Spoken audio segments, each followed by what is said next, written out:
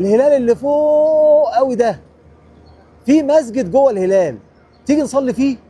دلوقتي احنا هنطلع على الشرفه دي، وبعدين للكريستاله، وبعدين للهلال.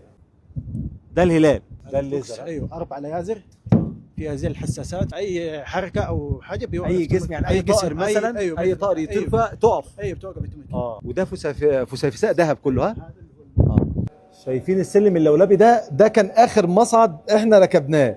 هنطلع بقى 6 ادوار بالسلم اللولبي ده عشان نوصل للهلال. ده اعلى مصلى في العالم، ودي الكعبه المشرفه، الحرم المكي.